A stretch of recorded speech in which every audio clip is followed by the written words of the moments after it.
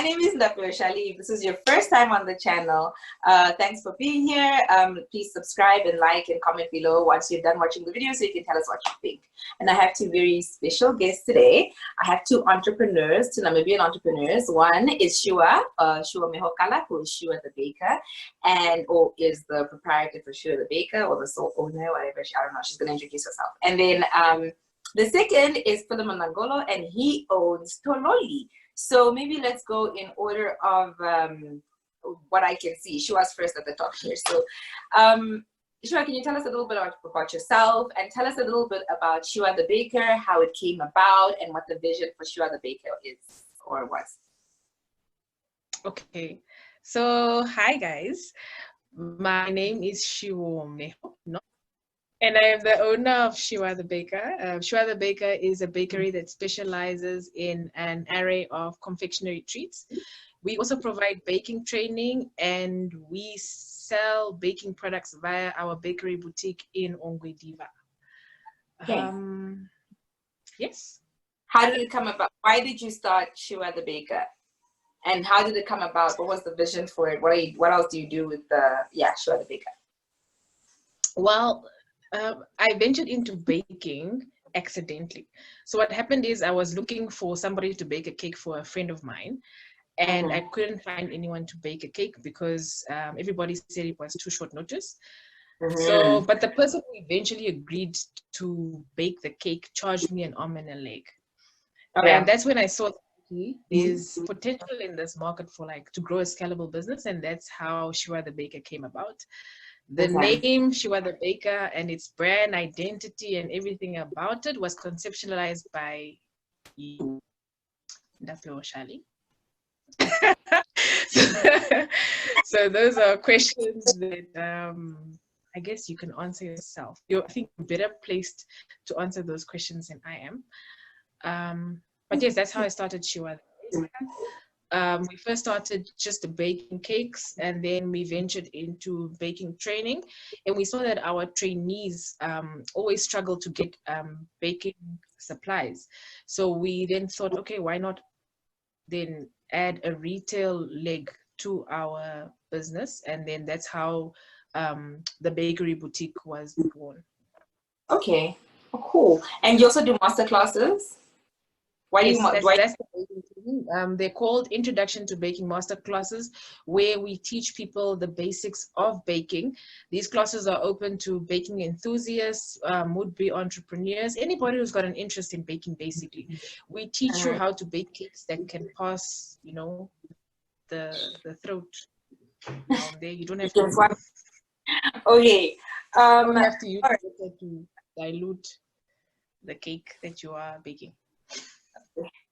Okay, so thank you, Shiwa.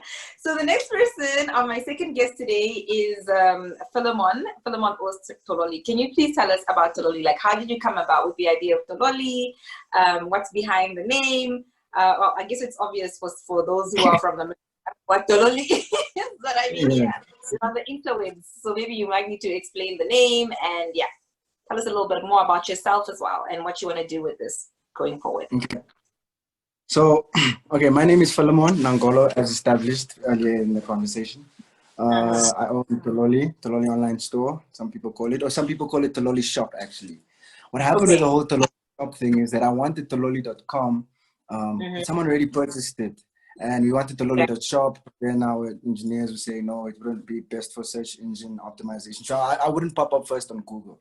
Then it ended up as TololiShop.com. So that kind of hurts me because Tololi is like perfect.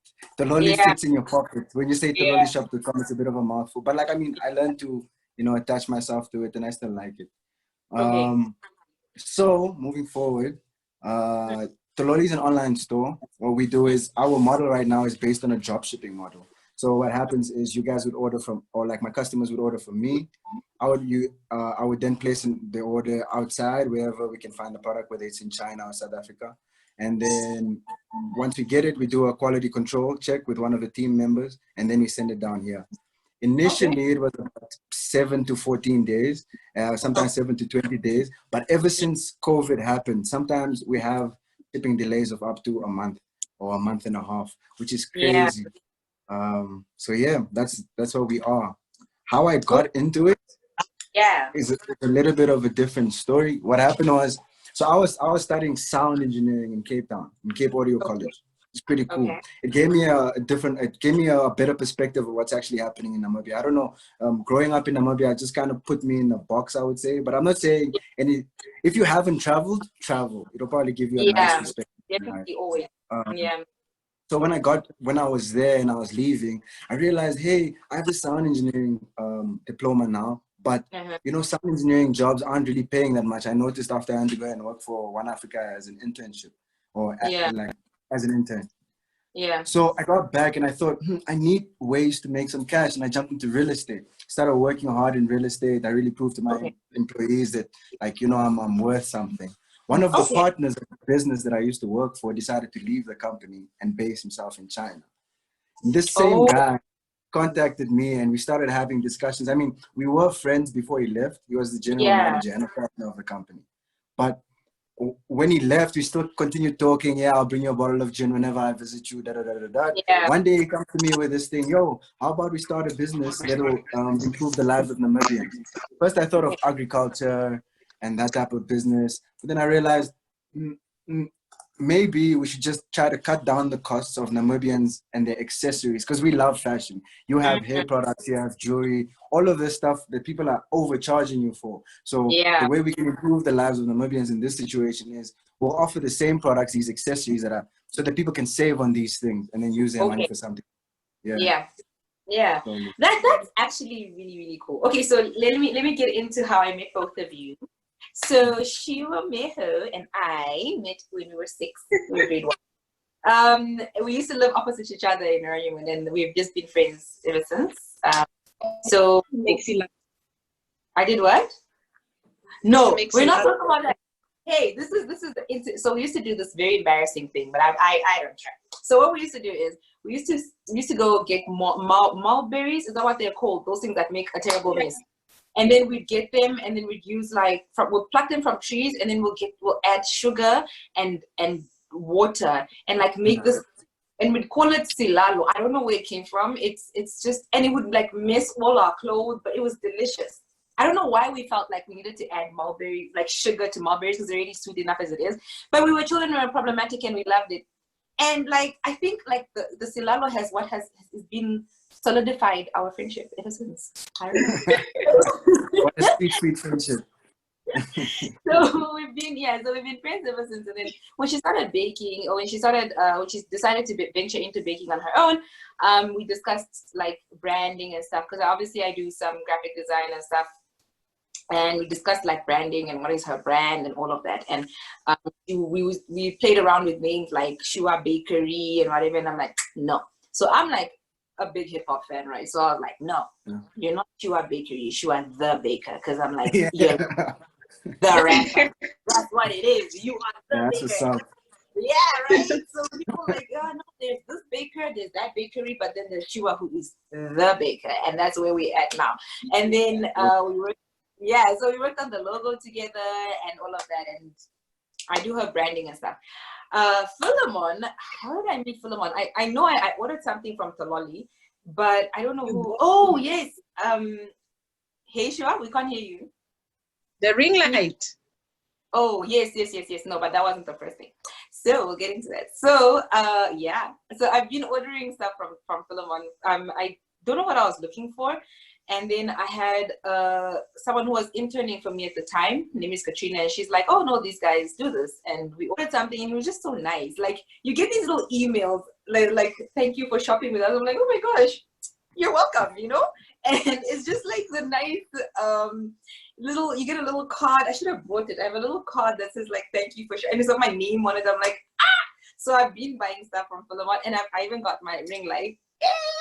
Ooh. So I got my ring light from Tololi and my strap for my watch, which is interesting because I've got very small arms. I'm not a very big person, so all of the watch straps were always too big, and so I had to I kept ordering them like on Amazon and what's the other one? doesn't matter, AliExpress. And then they would always come too big. Like I'd order a small and it would always be like, it wouldn't fit. And this is like the first time I ordered a bunch from Fillemon and here they are. Okay. Oh, yeah. So, That's pretty cool. That's a lot. Right? So yeah, that's where we're at. This is how I know. Wait. Just a side note. There was once, because Shiwomeho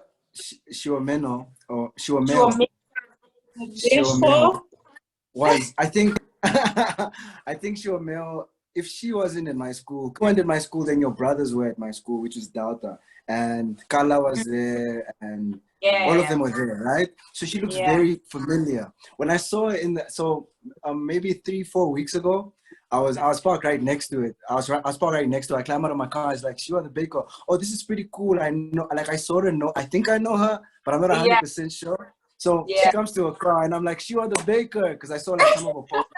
She made dough cakes. I was like, Shiwa the baker. She gets so scared, and she's like, hi, and then she like runs and creeps into a car like I'm about to rob her. I was just like, oh, okay. That was funny.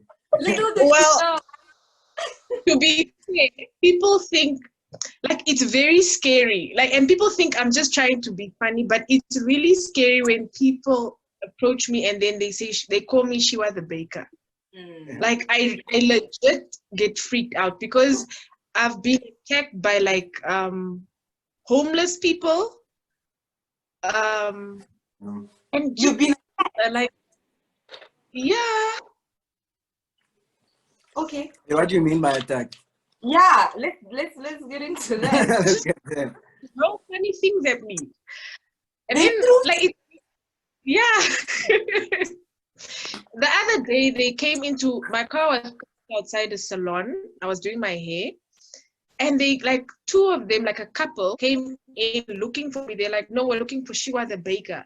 And the salon lady legit had to shield me, like stand, like I think there were 3 salon ladies who like 3 hairdressers who had to stand like around me to shield me from these why were they looking, like were they angry? Why did they feel like they needed to be shielded?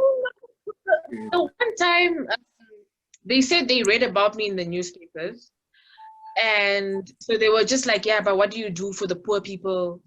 And you just hear in the newspapers, but you don't do anything for us. And I was just, oh, sure. Okay. Yeah, those are so always the when things that... So when strangers approach me and I Shiwa the baker, I really get freaked out. It's I understood. It's like, I also always... Yeah, sorry. I also always thought about it. And being a female entrepreneur, there are many instances or many cases where I feel as if though I'm not strong enough to handle a certain situation. But now being a female entrepreneur with men around, especially with all of the abuse cases happening and stuff, it must actually be like a scary experience as well, because you're running a whole business by yourself. There's a lot of people who see you as a female and they think they can just walk over you. So that's pretty crazy. And that's why I regard like, I've got a friend, Jane, she's also running a business. That's props to that. And my previous boss, Tina, props to that. It's just nice to see. No, it is a very scary world. I don't know. I would rather, I don't know. It's sorry, bruh. Like I don't know what to tell you. You're a bodyguard. The other day I was also featured on like an Illuminati page. So that really gets me nervous, but I go through every day. It's really scary. That is creepy. But like, so have you had any like scary, because you do your own deliveries, Fillemon, like, right? Or with me, I don't know if you deliver with other people, like if you have a delivery guy, but like say you go to, have you had any scary experiences with customers? And I don't know. No, not really. Not really. When I'm trying to think of now the scariest experience that I ever had, but none really with strangers. Actually, I used to do. I used to do my deliveries myself in the beginning when Tololi just started. I think actually, Shali, you ordered from us when we just launched, or a couple of months after we launched. So I was still doing deliveries myself. I think it was 20 to 30 deliveries a day. But now the deliveries have increased, so now I have to get like e-bikes and other people to do the deliveries. Okay. Which sucks from, that's why I still put like the thank you cards as well as my business card, They're because so I like cute. to know, because I like to know if a customer has like any problem with the deliveries. I like to know that. But other than that, I really have, that's what I'm saying. Had I been female, because now it's easy for me, even when it comes to customer service, I can send hearts and stuff like that to my customers without feeling away, because I'm a guy. I'm not too scared like someone's gonna abuse me. Or when I had an assistant first, I think maybe the work was too much for her, but initially I was told her, look, don't worry about it. You can still share love, send love. Don't worry about, you know, if a guy sends you a heart back, that's just customer service. Just keep it like that. But at the same time, I'm so scared, because if they hear that it's a woman over the phone, they might just, you know, start with funny things. So I don't have those experiences, but yeah, had I been a woman, I think maybe I would have had more. It's scary. I think just being a woman in general is just scary. I mean, you're minding your business, trying to buy tomatoes. Somebody's like very angry, or like that's a conversation for another day. But there are two issues I think about being an entrepreneur in Namibia. Number one is we've got a very small country, very small population. We've got a huge country, but a very small population, meaning we have a very small market. And then number two is because as a residual effect of that small population, we kind of know everyone, right? We know like everyone's your cousin or something. Like we know each other. Like I can find you. Like you're not new to me. If I don't know who you are, I'm gonna find your cousin and they're gonna tell me all about you. And the problem with that is people are too familiar. And then the line between business and and friendship or family or personal or whatever is blurred, right? So sometimes you have like, oh no, how much you charge for this? And you're like, oh no, I charge whatever, X amount for a poster. And then someone's like, ooh, a poster that I can make on Canva? No. And then they go make their poster on Canva, right? And then they come back and like, yeah, can you just redesign, because the resolution is too low, I can't blow it up. Can you just redesign it quickly? Go tell Canva. Go tell Canva. It sounds like you've been through this a couple of times.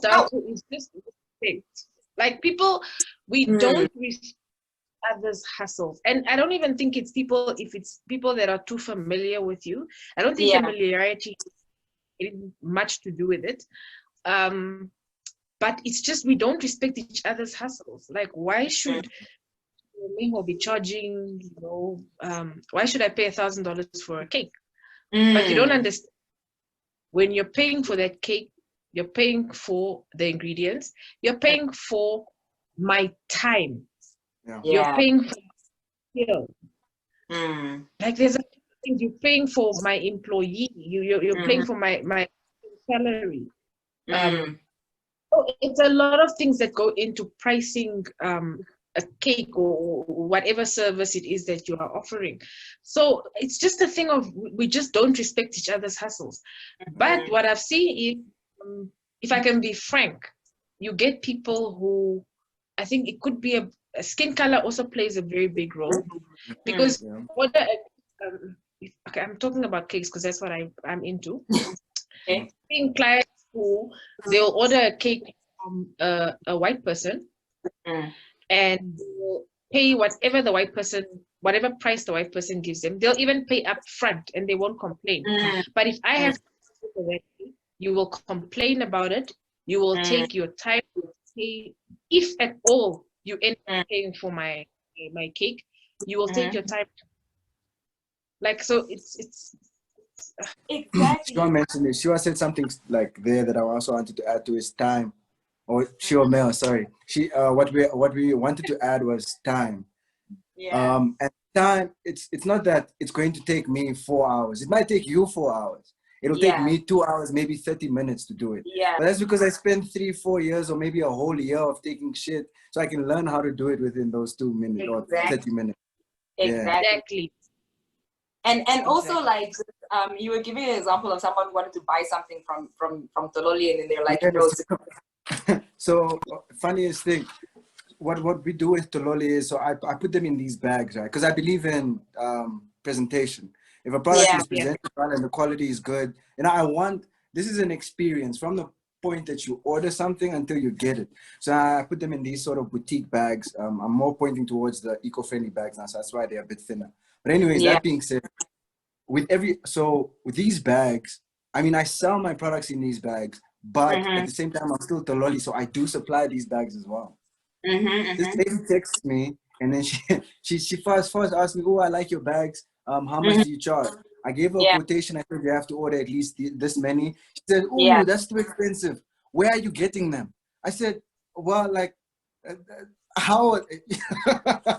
I got so confused. I didn't know how to answer. So I just told her, "Well, You're like, sorry, what do you mean exactly? Like, what are you asking?" if it like we're discussing now, had it been like a white male, for example, or like a white business, even maybe I'd say an old mutual. You don't walk into an old mutual, or let me say Amazon. You don't email Amazon and ask, "Yo, this toothbrush is too expensive. Where do you guys get it?" You know what I'm saying? This is okay. Maybe I'll take your platform now just to maybe mention this. Yeah. Like you said, like at the beginning of when you introduced and you spoke of Tololi's customer service. That's one thing I could never. Sometimes I used to put the customer ahead of me so much, I would be selfless to the point that it starts taking from me. So Shiwomeho looks like someone who's very strict. She knows us. I even saw an Instagram page. She said no DMs. I don't do that because it's like, come bring your DMs so I can at least go there. But like that's dope. And only at the beginning I thought, oh, they're turning down sales. But only in maybe 2 weeks ago did I realize this stuff is actually necessary. When you open up your channel and you make yourself this accessible, people start taking advantage of the good service you give. One day, or like maybe a month ago, this girl, she's a Namibian YouTuber. So she ordered from us and there was a little bit of, you know, it's COVID times. So there's lockdown issues, parcels may get lost, etc. So at a point, she just kept on sending long messages. And I just said, okay, cool, just send me your number so we can give you a refund, a cash refund. We sent her a refund. That deal was done. 2 weeks later, she makes a post about her bad experience with Tololi. And I'm thinking, okay, cool. No, that's fair as a Namibian YouTuber to bring out something like that's fine. That's fair. It's a dope review. But I gave the refund back. We were still trying to communicate. Every time she hollers, I holler back. And then I think if we're the worst customer service, then this girl has probably never been to Home Affairs. For me, on that point, I think it's very, very it's something that is more common than you think.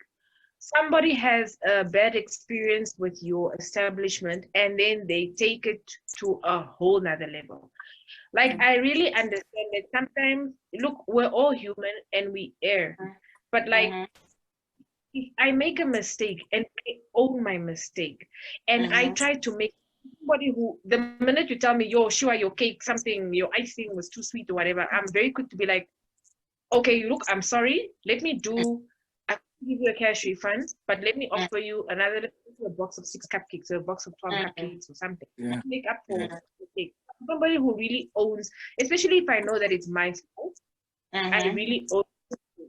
So if I make that effort to own that mistake and to try and make up for the bad experience that you had, they still take it to social media and you still try to bash me. Then what is the end goal, or what was your end game at the end of the day?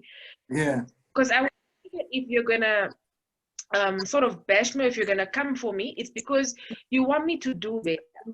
But what I've seen is that people just want to break you down, and that's really not. We think I've become more understanding to, I can't say not accepting bad customer service, but understanding it. I think especially to when it comes to small establishments. Look, sometimes having a bad day. I mean, some people who really just, you can't say bad service. But for a person like that on social media, especially when the person has gone out of their way to make up for their mistake, I think that's very I think what happens is the 2 videos ago, season 1, episode 3 is, I think is episode 3 is exactly about that. It's about the importance of giving positive feedback and like also critical feedback, right? So if I personally, like, I've had some experiences where, because I took it upon myself a few years ago to be like, okay, look, hi Shiwa, your cake came back. I had your cake and it was chocolate. I asked you for lemon. The icing was the wrong color. This is what happened. A, B, C, D. I paid you this much. What is gonna happen next, right? If you come back to me and say like, oh, did you die from the cake? Did you die? Then obviously, like, obviously I'm gonna be like, oh, okay then, let's go back. But if you come back and tell me I'm sorry, I did this, I did A, B, C, D, I'm sorry it didn't work out this way and whatever. I made, this was the mistake. This is I traced back my assistant that day. You know, she read the wrong message and she switched the orders, whatever. How can I still continue to bash that? I think for me, if we're gonna give feedback, right, and I think I really support giving feedback, right? It should be positive, it should be constructive, it should be to say this is what I mean. I also asked somebody for a refund once, and I remember I shared it with you. I wrote a long email that this is not and I was disappointed because I was really touched because I was like, I'm supporting a business because I know of you, I've heard of you and whatever. I'm supporting your business. You're a small Black business and we're trying to build small Black businesses, and this is what you gave me, and it's not right, you know. But I always afford people the opportunity to remedy it. She ended up giving me, I think, a 50% refund, and then I ended up sending that money to the people that I had ordered the item for, just so that, you know, because I didn't know what else to do. It was past whatever. And even recently, I had another issue with somebody, a supplier as well, and I said, you know, this is what I ordered, and then it was again gifts, because I'm a person, I love giving gifts. So I ordered these gifts. I should definitely be your friend then. Yes, you should. Of course, honey, when last did you send me a gift? Sure, please. You can't even give me 3 cupcakes on a random Sunday. I don't even know what you're talking about. So anyway. Then I was like, so it was gifts for 2 people, and the one person was upset, you know, and she's like, just get a refund, I'm done. And I was like, okay, let me try and navigate the situation. So I was going back and forth, and I went to the other one as well. I'm like, did you also not get what you wanted? She's like, yeah, it's also not what I ordered. I was like, okay. So I went back and I'm like, guys, how can we do this? And I went back to the supplier. I'm like, hey, can we do this? Can we remedy the situation? And we, like, this week it's sorted out, everybody got what they want, everybody's happy. Because also the supplier was like, you know, should I give you a refund? I can give, and I was like, I don't really want the money back, I want to support your business, you know, but I just want the people to get what they ordered. And that's just what happens. Like, it's, if your intentions are truly positive and you're giving feedback in a way that will build a business, that's one thing. But like, if you gave the full refund and I'm hoping you apologize profusely, what is the point of going beyond that? What is the point of then saying this person, you know, unless there's like a trend, because there are some people, let's not lie, who every day you go on Twitter, somebody's complaining about the same thing you also went on, or you're on Instagram, they're complaining about the same thing you also went through, and you're also just there like, yeah, man, this Shiwa, man, it's true. This is the 3rd time you give me a chocolate cake, and this Tololi, this is not the ring light I ordered. You know, it's yeah. If you are perpetually giving people terrible customer service, you deserve a negative review, because you are taking people, you're scamming people. Yeah. Have you ever had an experience where every single time you're wearing, like, you have this nice dress that you like, right? And every single time you're wearing that dress, you bump into the same person. Sometimes I have this one client, right? Every time she orders, I think she's ordered cupcakes for me. This is the 3rd time. So the first time she ordered something for me, I forgot her order. Like, she would rock up at my kitchen to pick up, and then my sister would call me and say, there's someone here to pick up a box of cupcakes, and I'm like, oh, crap. You know, every time she places an order with me, she does it via text. Now, I control my orders via, my diary is on my WhatsApp. So I rarely check my text, or I'll respond to it, but if I want to check, like, to just follow up and see, okay, what orders are going out today, I go to WhatsApp instantly, never to my SMS. So I realized, so what I did is, when she picked up her last order and I forgot it, she actually just left my kitchen. I mean, it doesn't take long, because I think we had baked cupcakes that day. So it was just a day of it that we needed to sort of put on the cupcakes, and that would have taken us at least maybe 10 to 15 minutes. So my assistant asked me, and she was like, like the third time this is happening, I'm not waiting. It's fine. I'm just gonna go. Mm. So what I did, I just called her and I told her, look, I'm very, very sorry. And I actually told her, I think this is why we keep missing your orders. So what I'm going to do to remedy it, finish your order within the next 15 minutes. I'm gonna find you wherever you are. I'll drop it off, and you don't even have to pay for this order. It's a complimentary order just to make up for the times that I've messed up. And then next time, what I'm gonna do with you, I'm gonna save your number, and I'm also gonna send you my assistant number. Every single time you send me an order, I'm gonna send it directly to my assistant, and you're also free to contact my assistant directly. You have free access to my assistant. Nobody has. And I said that after what the remedy that I gave her, she was gonna go back. Yeah. And she got her order on time. She spoke to me. She spoke, and everything was fine. So it's some like that. She could have taken me to social media, but she was like, you know what? Even when I delivered the free box of cupcakes or the complimentary box of cupcakes, she said, you know what? I understand it's a business. Thank you for like acknowledging that you messed up. Here's 50% of the charge. Yeah. Oh, yeah. Those are the customers I love for. Yeah. I mean, I don't want to knock the customer experience, customer service experience in Namibia, because we know. And there are people who have told me like, well, you know, you paid now, because it's basically you've paid me. There's nothing you can do. Yeah. And you're just like, you know what I mean? Like it's just it's like I'm not okay. And you're like, okay, but I need my thing? And they're like, I mean, there's actually a system my finance team put in place. It's my only partner. So he put the system in place where, okay, as soon as someone pays, if they want their thing back, then they can get their full value of their purchase back into Tololi vouchers. So that even if they don't trust ordering the same thing, they can order something else. Now, that being said, I understand the market here in Namibia. And if I tell someone, hey, if you order from us and you get your product and you're not happy with your product, I'll give you vouchers back. That won't work. So you want your money. You want to go buy somewhere else. You're not coming back to the same shop, right? So I decided, okay, cool. Just to help out the market, what we can do is, for the first year or so, while people are getting used to us and while we're actually, establishing who we are here, we should actually offer the cashback policy.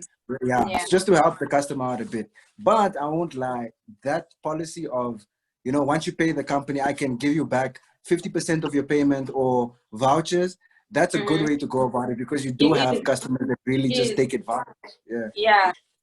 Yeah. So I don't know, do you guys have any last words for aspiring entrepreneurs? Maybe what you wish you had known before you started your business, and just the final words for our internet people who are watching. Okay, ladies for first. The entrepreneurs or aspiring entrepreneurs, all I can say is that it's rough. And I wish somebody had told me that it's rough.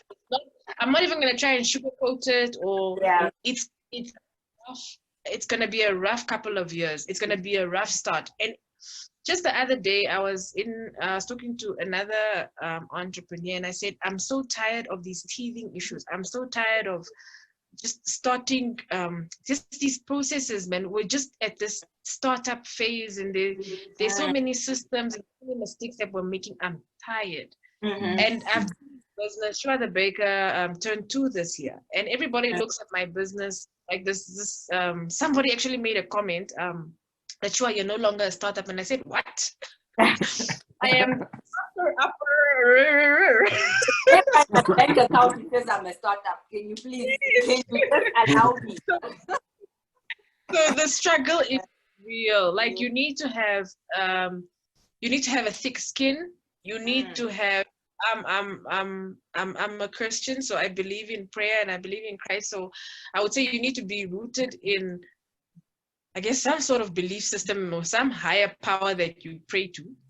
Because you have a very strong support system. I always say there's nothing better than having a tribe that shares the same passion for seeing your ideas come to life. And I think that's something that I've been blessed with. I mean, even with Shali, and I've got a very supportive family, very supportive friends. Like I can't even front, hey? Like my business it's not even my business. I hate it when I say my business, because the blood that flows through the veins of Shiwa the baker, like it's really, it consists of the sweat and the toil of many. Like there's so many people that are holding this business together. It's not even about me, it's bigger than me.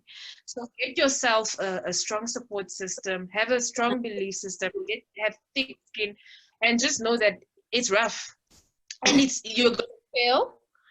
And when you fail, you just have, you always have, I always think of, every time I want to give up, I think, no man, I've put too much work in to give up now. So you really push through every single obstacle that comes your way, and at the end of the day, you really, really, really make it. Yeah. Wow. Okay. Fillemon, what do you have to say? Yeah, I think Shiwomeho hit it on the head there. For me, the only thing I would say also is it may look simple, like it did look simple for me ever since I was grade 7, grade 8. All I wanted, when my mom would ask me, what do you want to do when you become, it was either businessman or bank manager, because I wanted money. All you got to do is just chase, follow some steps. Your life is your life. You'll have your own experiences. Don't let anyone tell you otherwise about your experiences. Learn from those, grow from them, and use those to go for whatever goal you want to go for. Like when I had a very good meeting, or when I just started, and it was with this really wealthy guy, and he like drew me this picture. He said, like, I don't know if you guys can see it. Okay, the lighting is a bit bad. This is a little manicure, and this is your goal, right? And he says, you might think like it's a simple road and that like you reach a goal, but in all honesty, it's like this. You might even go back, and then after that, maybe there you get close and go back, and then you get your goal. So that's all I can say. Don't ever expect an easy road. So I want to thank you guys so much for doing this with me. This channel is really, really important to me, because I would really love to use it to impart especially like knowledge, wisdom, experience from my friends and family and people that I admire. And I obviously really admire you guys, which is why I asked you to join me in this. So thank you very much. If you are watching this for the first time, or if you're watching this channel for the first time, please subscribe. If there's any question that you wanted me to ask Fillemon and Shiwomeho and I didn't do it, please write it down below. I have their cell phone number. I can call them back. And if there's anything else to discuss, you guys you can let me know, and we'll do that. So thank you very much. Thank you guys for being here, and thank you guys for watching, and I'll see you in the next one.